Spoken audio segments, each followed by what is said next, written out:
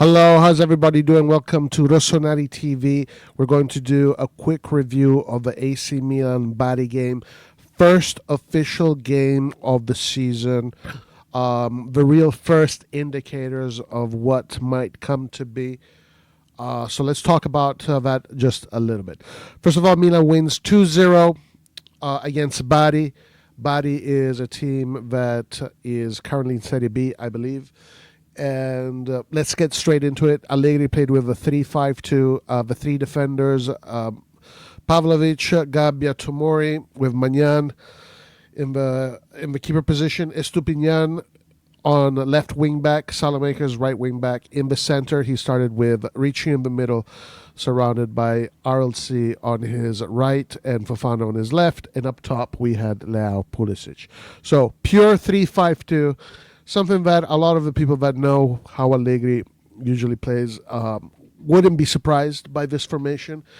Quick things that I did notice today that can be spoken about is that the team is not as creative as was last season, but I think you can see a little bit more of that solidarity that Allegri brings to the midfield and Allegri brings to the defense. So I do believe that that is a difference that is easy to see right away, especially because the way we played in the last season was very open and it was so easy for teams to get through us.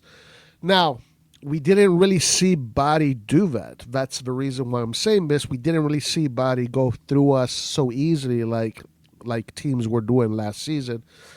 But then again, we got to watch out who we're talking about.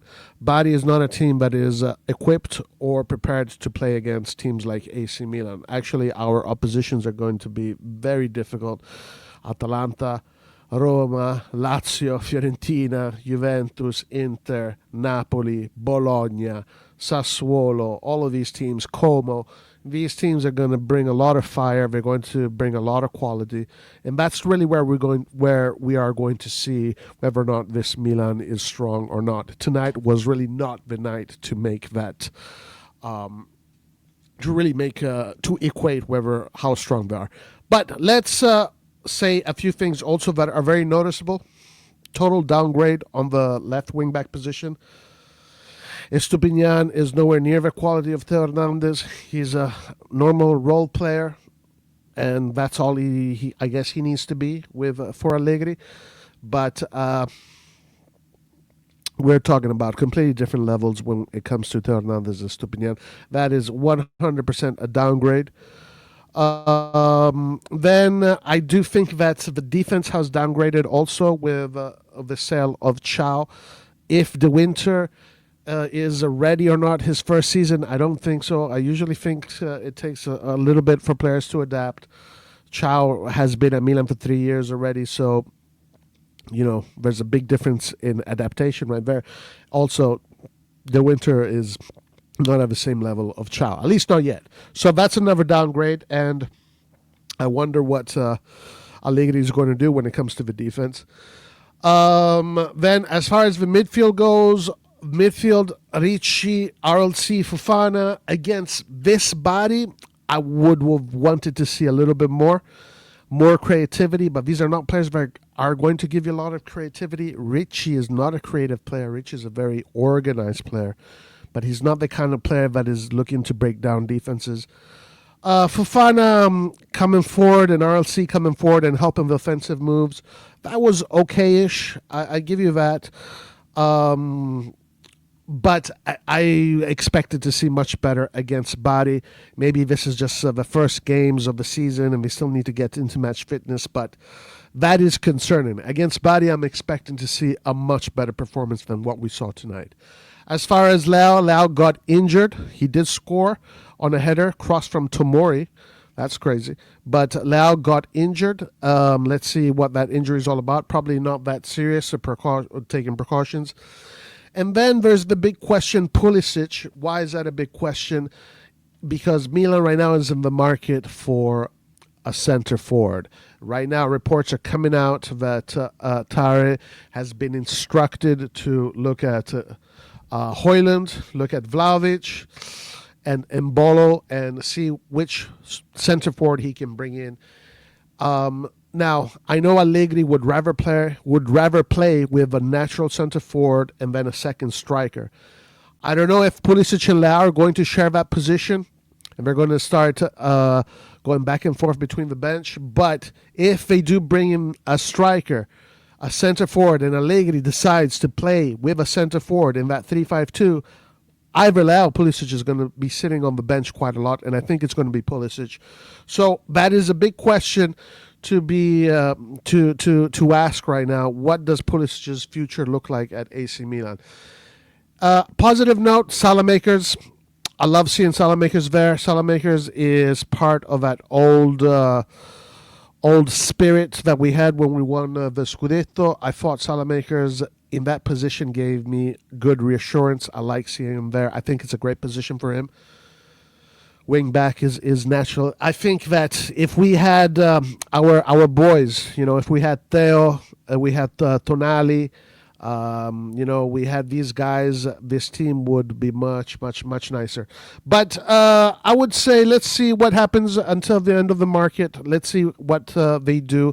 I know they probably want to look for another striker. I think the midfield is done. They're not going to go any further with the midfield unless they sell Musa. If they sell Musa, they will probably get another midfielder.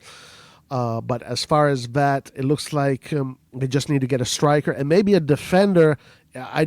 I think it would be a complete downgrade if Milan go into next season with Pavlovic, Gabbia, Tomori, and De Winter as a fourth. That is 100% a downgrade.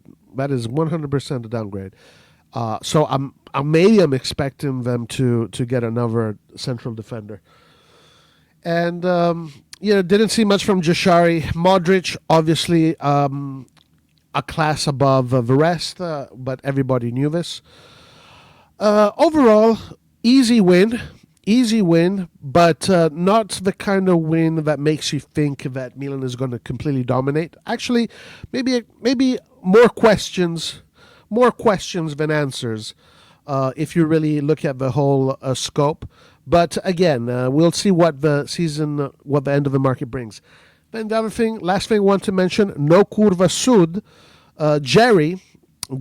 Smart Jerry has decided he does not want to see people protest. He does not want to see people leave the stadium after 15 minutes. He does not want people in the stadium singing, "You gotta sell, Jerry, you gotta leave, we're not Americans."